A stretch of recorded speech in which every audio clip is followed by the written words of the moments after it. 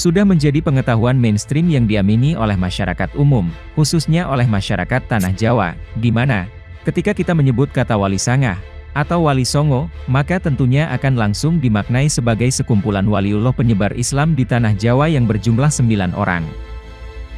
Namun tahukah Anda, bahwa Wali Sangah ini, ternyata tidaklah berjumlah 9 orang sebagaimana kita ketahui selama ini.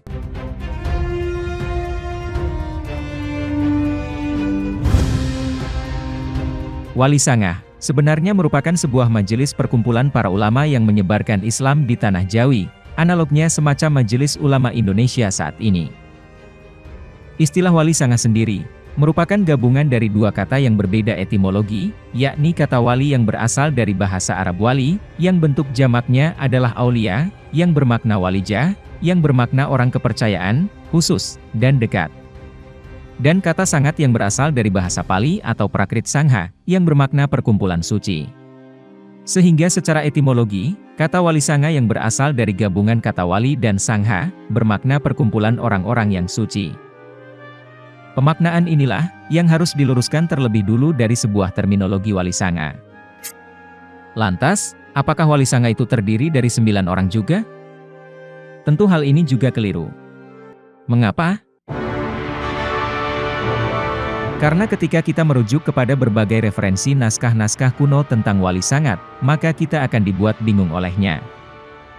Misalnya, dalam naskah Serat Suluk Walisana, yang berbentuk tembang Asmaradana, yang ditulis oleh Sunan Giri II, disebutkan bahwa, Walisana itu berjumlah 8 orang, yakni diantaranya, Sunan Ampel, Gunung Jati, Ngudung, Giri di Giri Gajah, Makdum di Bonang, Alim di Majagung, Mahmud di Derajat, dan Sunan Kali.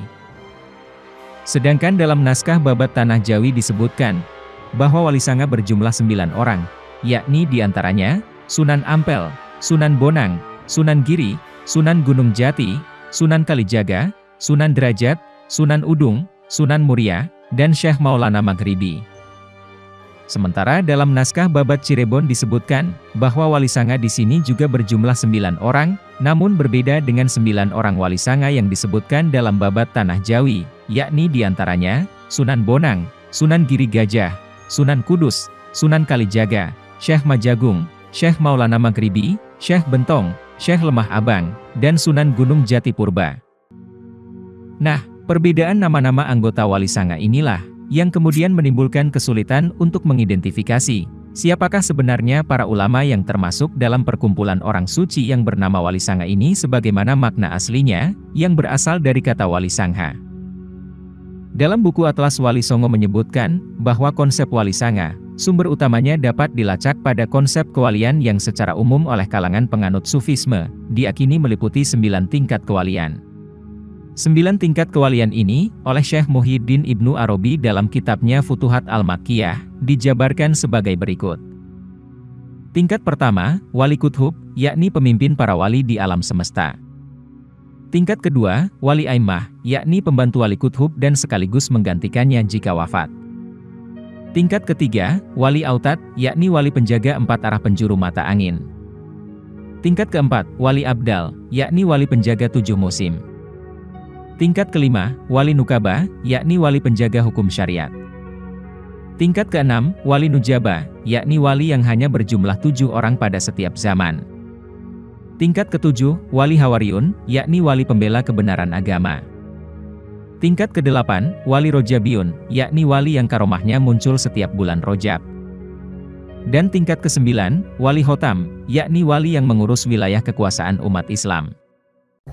Nah, dalam upaya dakwah Islam yang disebarkan oleh Wali Sangha dengan prinsip dakwah al-muhafazah alal-qodimis sholih, wal ahdu bil jadidil ashlah, atau unsur-unsur budaya lokal yang beragam dan dianggap sesuai dengan sendi-sendi tauhid kemudian diserap ke dalam dakwah Islam, dan prinsip dakwah mau'izatul hasanah wa mujadalah billati hiya ahsan, atau menyampaikan Islam dengan cara dan tutur bahasa yang baik. Dari sinilah, kemudian konsep 9 tingkat kewalian yang sufistik dari Syekh Muhyiddin Ibnu Arabi, diadopsi dan diadaptasi untuk menggantikan konsep Dewata Nawasangha, yang memang telah ada jauh sebelum kerajaan Majapahit berdiri. Konsep Dewata Nawasangha ini, diabadikan dalam lontar Buana Kosa yang ditulis dalam bahasa Kawi, sebagai nama-nama dewa penjaga 8 arah penjuru mata angin, yakni Dewa Iswara, Dewa Maheswara, Dewa Brahma, Dewa Rudra, Dewa Mahadewa, Dewa Sangkara, Dewa Wisnu, dan Dewa Sambu. Lalu ditambah 1 dewa penjaga titik pusat, yakni arah tengah, yaitu Dewa Siwa. Konsep Dewata Nawasangha itu sendiri, sebenarnya merujuk kepada Tuhan yang Acintya, yakni Tuhan yang tidak bernama, yang kemudian dinamai dengan nama dewa-dewa.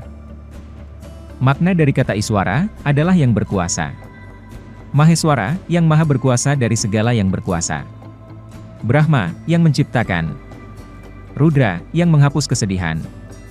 Mahadewa, cahaya dari segala cahaya. Sangkara, yang maha beruntung. Wisnu, yang maha meliputi. Sambu, yang maha mewujudkan keberuntungan. Dan Siwa, yang maha suci. Konsep Dewata Nawasangha ini, sesuai dengan apa yang dinyatakan dalam kitab Rigweda. Sungguh, dia Bapa kami yang sesungguhnya, pembuat kami yang sesungguhnya, penguasa kami yang sesungguhnya. Siapa yang mengetahui semua tentang dia? Dia yang tunggal, dewa yang digelari dengan nama-nama dewa. Dia pula yang dituju oleh semua yang ada dengan penuh tanya. Dari konsep Dewata Nawasangha inilah, kemudian lahir Surya Majapahit sebagai lambang kebesaran kerajaan Majapahit. Dan konsep kosmologi Dewata Nawasangha inilah, yang oleh Wali Sangha dalam upaya dakwahnya, kemudian diadaptasi menjadi konsep Wali Nawasangha, di mana kedudukan 9 manusia adikodrati penjaga 8 arah mata angin plus 1 titik pusat yang dikenal sebagai dewa, kemudian digantikan oleh 9 manusia-manusia yang dicintai Tuhan, yang dikenal dengan istilah aulia, bentuk jamak dari kata tunggal wali. Sampai di sini, akhirnya kita menjadi paham, bahwa ternyata konsep Wali Sangha, sebenarnya merupakan adaptasi dari konsep Dewata Nawasangha, atau perkumpulan 9 dewa yang bersifat Hinduistik, menjadi konsep Wali Nawasangha, atau perkumpulan 9 wali yang bersifat sufistik. Dalam catatan sejarah, keberadaan tokoh-tokoh Wali Sangha ini selain diposisikan sebagai waliullah, yakni orang-orang yang memiliki kedekatan khusus dengan Allah, pada kenyataannya, ternyata mereka juga diposisikan sebagai waliul amri, yakni orang-orang yang memegang kekuasaan atas hukum umat Islam, dan sekaligus sebagai pemimpin masyarakat yang berwenang menentukan dan memutuskan urusan masyarakat, baik dalam bidang keduniawian, maupun dalam bidang keagamaan. Dari sinilah, kemudian tokoh-tokoh Wali Sangha ini dijuluki dengan gelar suhunan, yang diambil dari kata suhun, kasuhun, sinuhun, yang dalam bahasa Kawi berarti menjunjung atau menghormati, yang lazimnya dipakai sebagai gelar untuk menyebut seorang guru suci, atau mursyid thariqah dalam Islam, yang punya kewenangan melakukan upacara penyucian yang disebut diksha dalam agama Hindu, yang sepadan dengan kata baiat dalam agama Islam. Dalam perjalanan waktu, gelar suhunan ini kemudian mengalami transliterasi bahasa, menjadi sunan. Jika konsep Dewata Nawasangha diadopsi menjadi Surya Majapahit sebagai lambang kebesaran kerajaan Majapahit, yang wilayah kekuasaannya mencakup 8 penjuru mata angin, di mana Pulau Jawa menjadi pancer atau titik pusatnya, maka demikian pula halnya dengan konsep Wali Nawasangha yang mengadopsi Surya Majapahit, di mana kedudukan Wali Sangha harus mampu menjadi pembawa cahaya Islam, yang mampu menerangi 8 penjuru mata angin bumi Nusantara, di mana Pulau Jawa berkedudukan sebagai pancer, atau titik pusat dakwahnya. Dari awalnya dakwah Islam hanya dilakukan oleh Syekh Jumadil Kubro, atau kakek Sunan Ampel, Syekh Maulana Ishaq, atau ayahanda Sunan Giri, dan Sunan Ampel, atau ayahanda Sunan Bonang, sebagai generasi pertama Wali Sangha di wilayah Nusantara yang mencakup Malaka atau Malaysia, Pasai atau Aceh, dan Ampel Denta atau Surabaya. Lalu pada generasi Wali Sangha pasca bergabungnya Sunan Bonang, Sunan Kalijaga, dan Sunan Giri, dakwah Islam pun kemudian terus meluas ke segenap penjuru wilayah Nusantara, yang mencakup Aceh, Minangkabau, Palembang, Banjar Kalimantan, Lombok NTB, Timor NTT, Makassar Sulawesi, Ambon Maluku, hingga sampai ke Fak-Fak Papua. Sementara, dalam kitab Kanzul Ulum yang ditulis oleh Ibnu Battuta, yang naskah aslinya masih tersimpan di perpustakaan Istana Kesultanan Ottoman di Istanbul, Turki, disebutkan bahwa pembentukan Wali Sangha ternyata dilakukan oleh Sultan Turki yang bernama Sultan Muhammad I, sebagai sebuah tim khusus yang membawa misi dakwah Islam di Pulau Jawa yang anggotanya berjumlah 9 orang. Di antaranya, Syekh Maulana Malik Ibrahim dari Turki, Syekh Maulana Ishaq dari Samarkand, Syekh Maulana Ahmad Jumadil Kubro dari Mesir, Syekh Maulana Muhammad Al-Maghribi dari Maroko, Syekh Maulana Malik Israil dari Turki, Syekh Maulana Muhammad Ali Akbar dari Iran, Syekh Maulana Hasanuddin dari Palestina, Syekh Maulana Aliuddin dari Palestina, dan Syekh Subakir dari Iran. Kesembilan ulama yang tergabung dalam struktur Wali Nawa Sangha inilah, yang menjadi Dewan Wali Sanga generasi ke-1, yang bertugas dalam penyebaran dakwah Islam pada periode tahun 1404 sampai 1435 Masehi.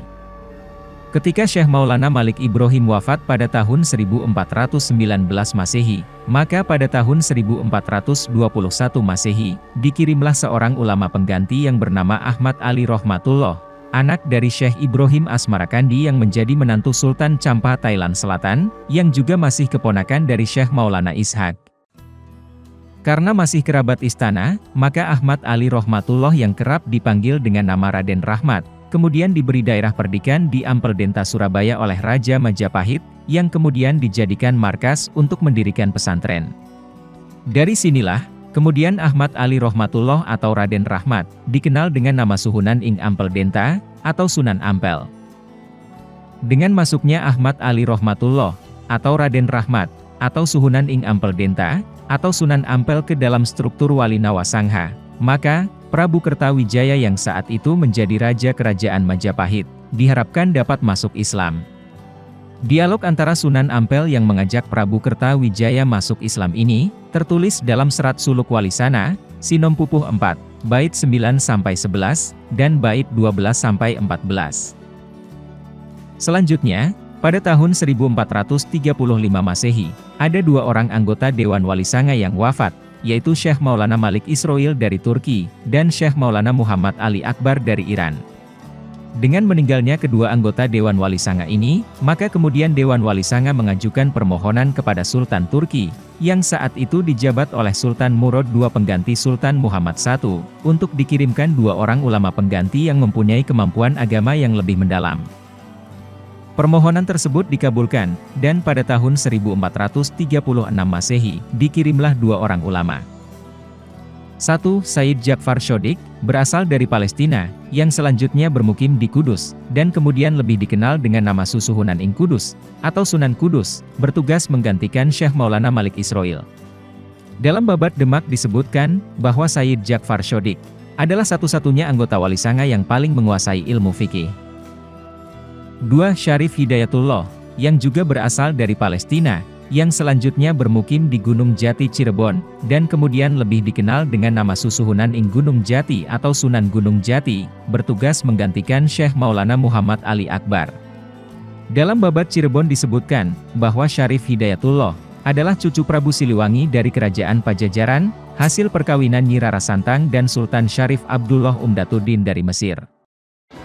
Dengan masuknya Said Ja'far Shodiq atau Susuhunan ing Kudus, dan Syarif Hidayatullah atau Susuhunan ing Gunung Jati, maka dapat dikatakan, bahwa struktur Wali Nawa Sangha ini, kemudian menjadi Dewan Wali Sanga generasi kedua, yang bertugas dalam penyebaran dakwah Islam pada periode tahun 1435 sampai 1462 Masehi. Selanjutnya, pada tahun 1462 Masehi, kembali dua orang anggota Dewan Wali Sanga wafat, yaitu Syekh Maulana Hasanuddin dan Syekh Maulana Aliuddin, yang keduanya berasal dari Palestina.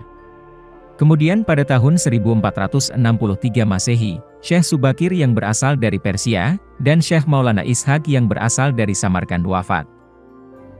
Dalam sidang Dewan Wali Sanga di Ampel Denta Surabaya tahun 1463 Masehi, kemudian diputuskan, bahwa ada 4 orang ulama pengganti yang masuk dalam struktur Wali Nawa Sangha.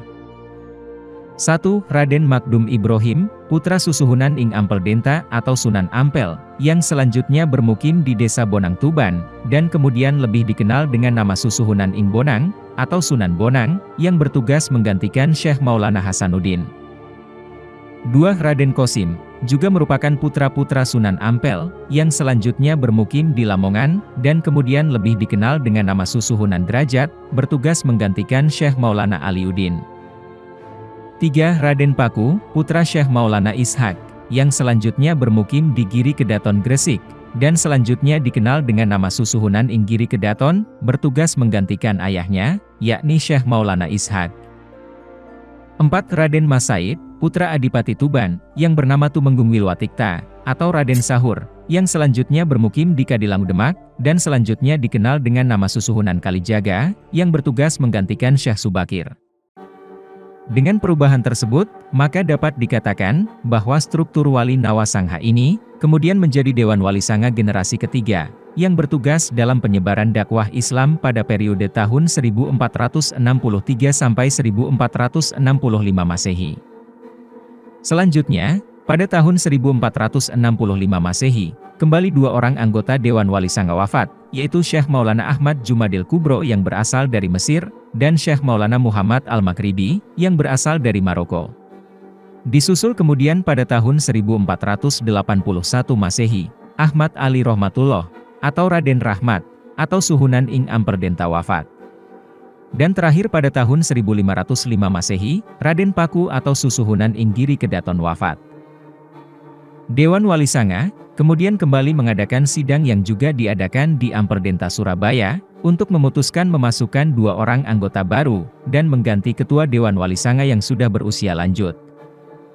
1. Raden Fatah, putra Raja Majapahit Prabu Brawijaya V, yang merupakan Adipati Demak, bertugas menggantikan Syekh Maulana Ahmad Jumadil Kubro. 2. Fatul Lohan, putra Susuhunan ing Gunung Jati, bertugas menggantikan Syekh Maulana Muhammad Al-Maghribi. 3. Said Abdul Jalil, yang kemudian setelah menjadi anggota Dewan Wali Sanga, dikenal dengan julukan Syekh Lemah Abang, atau Syekh Siti Jenar. Lemah berarti tanah, abang artinya merah. Sedangkan Siti berarti tanah, dan Jenar artinya kuning. Beliau mendapat gelar Syekh Lemah Abang atau Syekh Siti Jenar, karena beliau tinggal di daerah Jawa bagian barat yang terkenal tanahnya berwarna merah kekuning-kuningan. Beliau bertugas menggantikan Ahmad Ali Rohmatullah, atau Raden Rahmat, atau Suhunan ing Ampel Denta, Sunan Ampel. 4. Raden Fakih, yang kemudian dikenal dengan nama Susuhunan Ampel II, bertugas menggantikan kakak iparnya, yakni Raden Paku atau Susuhunan ing Giri Kedaton. Dengan perubahan tersebut, maka dapat dikatakan bahwa struktur Wali Nawasangha ini kemudian menjadi Dewan Wali Sanga generasi keempat, yang bertugas dalam penyebaran dakwah Islam pada periode tahun 1466 sampai 1513 Masehi. Selanjutnya, pada tahun 1513 Masehi, kembali satu orang anggota Dewan Wali Sanga wafat, yaitu Raden Mas Said atau Susuhunan Kalijaga.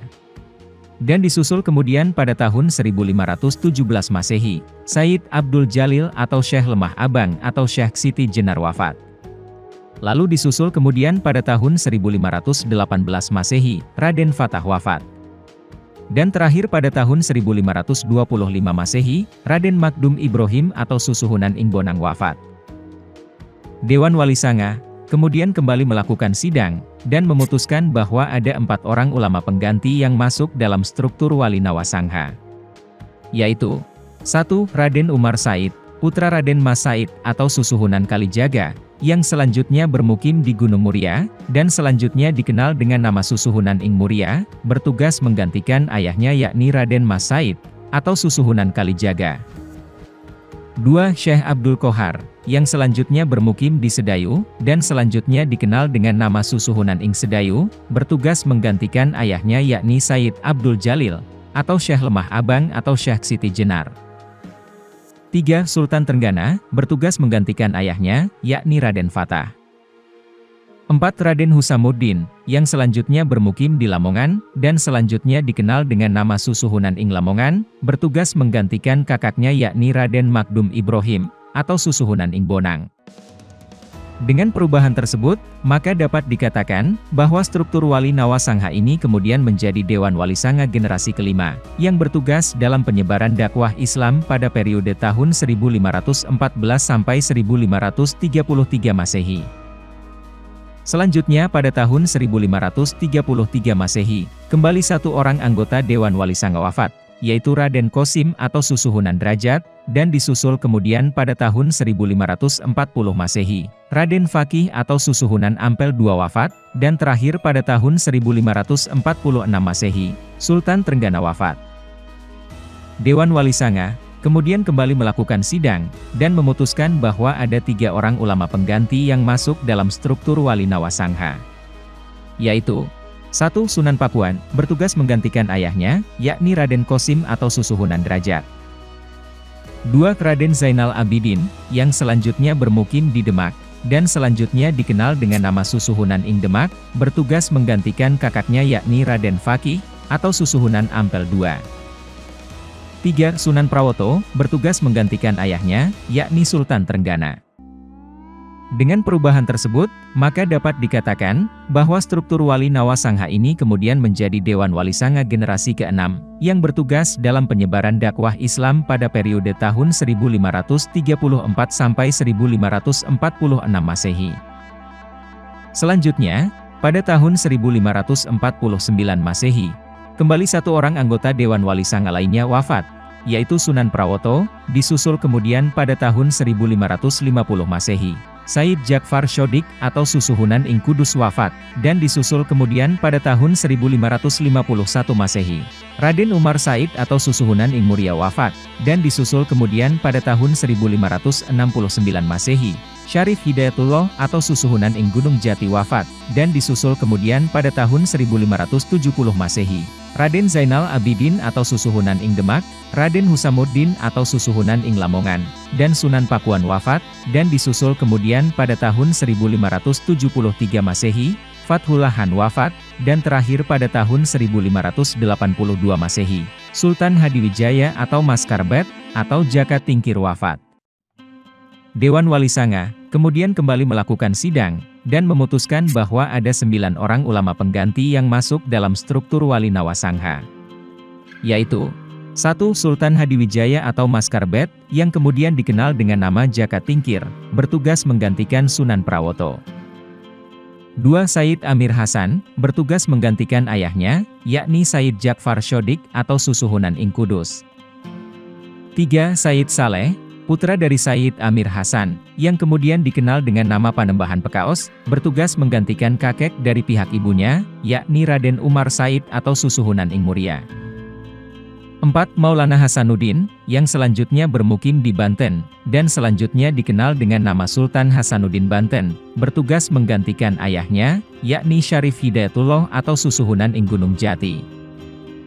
5. Sunan Giri Prapen, putra dari Raden Paku atau Susuhunan ing Giri Kedaton, bertugas menggantikan Raden Zainal Abidin atau Susuhunan ing Demak. 6. Sunan Mojo Agung, bertugas menggantikan Raden Husamuddin atau Susuhunan ing Lamongan. 7. Sunan Cendana, bertugas menggantikan kakeknya, yakni Sunan Pakuan. 8. Maulana Yusuf, cucu dari Syarif Hidayatullah atau Susuhunan ing Gunung Jati, yang selanjutnya bermukim di Banten, dan selanjutnya dikenal dengan nama Syekh Maulana Yusuf Banten, bertugas menggantikan pamannya, yakni Fathullah Han. 9. Raden Pratanu Madura, yang juga dikenal dengan nama Said Yusuf Anggawi, bertugas menggantikan Sultan Hadiwijaya atau Maskarbet, atau Jaka Tingkir. Dengan perubahan tersebut, maka dapat dikatakan, bahwa struktur Wali Nawasangha ini, kemudian menjadi Dewan Wali Sanga generasi ke-7, yang bertugas dalam penyebaran dakwah Islam pada periode tahun 1547 sampai 1591 Masehi. Selanjutnya pada tahun 1599 Masehi, kembali 1 orang anggota Dewan Wali Sanga lainnya wafat, yaitu Syekh Abdul Qohar atau Susuhunan ing Sedayu, disusul kemudian pada tahun 1650 Masehi, Sunan Mojo Agung, Sunan Cendana, dan Sunan Giri Prapen wafat. Dewan Wali Sanga kemudian kembali melakukan sidang, dan memutuskan bahwa ada 4 orang ulama pengganti yang masuk dalam struktur Wali Nawasangha. Yaitu, 1. Syekh Abdul Qadir, yang selanjutnya bermukim di Magelang, dan selanjutnya dikenal dengan nama Susuhunan ing Magelang, bertugas menggantikan Syekh Abdul Qohar atau Susuhunan ing Sedayu. 2. Syekh Samsuddin Abdullah Al-Sumatrani, bertugas menggantikan Sunan Mojo Agung. 3. Syekh Abdul Ghafur bin Abbas Al-Manduri, bertugas menggantikan Sunan Cendana. 4. Baba Daud Arumi Al-Jawi, bertugas menggantikan gurunya, yakni Sunan Giri Prapen. Dengan perubahan tersebut, maka dapat dikatakan bahwa struktur Wali Nawasangha ini kemudian menjadi Dewan Wali Sanga generasi ke-8 yang bertugas dalam penyebaran dakwah Islam pada periode tahun 1592 sampai 1650 Masehi. Selanjutnya pada tahun 1740 Masehi, kembali satu orang anggota Dewan Wali Sanga lainnya wafat, yaitu Said Amir Hasan. Disusul kemudian pada tahun 1749 Masehi, Baba Daud Ar-Rumi Al-Jawi wafat, dan disusul kemudian pada tahun 1750 Masehi, Syekh Abdul Qadir atau Susuhunan ing Magelang, Syekh Maulana Hasanuddin atau Sultan Hasanuddin Banten, Syekh Maulana Yusuf Banten, dan Sayyid Saleh atau Panembahan Pekaos wafat. Dewan Wali Sanga kemudian kembali melakukan sidang, dan memutuskan bahwa ada 6 orang ulama pengganti yang masuk dalam struktur Wali Nawasangha. Yaitu 1. Syekh Nawawi Al-Bantani, bertugas menggantikan Sayyid Amir Hasan. 2. Syekh Syihabuddin Al-Jawi, bertugas menggantikan Baba Daud Ar-Rumi Al-Jawi. 3. Syekh Abdul Muhi Pamijahan, bertugas menggantikan Syekh Abdul Qadir atau Susuhunan ing Magelang. 4. Syekh Abdul Mufahir Muhammad Abdul Qadir, bertugas menggantikan kakek buyutnya, yakni Syekh Maulana Hasanuddin atau Sultan Hasanuddin Banten. 5. Syekh Abdul Rauf Al-Bantani, bertugas menggantikan Syekh Maulana Yusuf Banten. 6. Syekh Ahmad Baidhawi Asmathan, bertugas menggantikan ayahnya, yakni Sayyid Saleh atau Panembahan Pekaos. Dengan perubahan tersebut, maka dapat dikatakan bahwa struktur Wali Nawasangha ini kemudian menjadi Dewan Wali Sanga generasi ke-9 yang bertugas dalam penyebaran dakwah Islam pada periode tahun 1651 sampai 1750 Masehi. Selanjutnya, pada periode tahun 1751 sampai 1830 Masehi, Dewan Wali Sanga kemudian kembali melakukan sidang, dan memutuskan bahwa ada 7 orang ulama pengganti yang masuk dalam struktur Wali Nawasangha. Yaitu 1. Pangeran Diponegoro, bertugas menggantikan gurunya, yakni Syekh Abdul Muhi Pamijahan. 2. Sentot Ali Basah Prawirodirjo, bertugas menggantikan Syekh Syihabuddin Al-Jawi. 3. Kiai Mojo, bertugas menggantikan Raden Pratanu Madura, atau Sayyid Yusuf Anggawi. 4. Kiai Hasan Besari, bertugas menggantikan Syekh Abdul Rauf Al-Bantani. 5. Abdul Fatah, yang juga dikenal dengan nama Sultan Ageng Tirtayasa Banten, bertugas menggantikan kakeknya, yakni Syekh Abdul Mufahir Muhammad Abdul Qadir. 6. Sayyid Abdul Wahid Asmathan, bertugas menggantikan Syekh Abdul Ghafur bin Abbas Al-Manduri. 7. Bujuk Lekpalek, yang dikenal juga dengan nama Sayyid Abdur Rahman, bertugas menggantikan kakeknya, yakni Syekh Ahmad Baidawi Asmathan.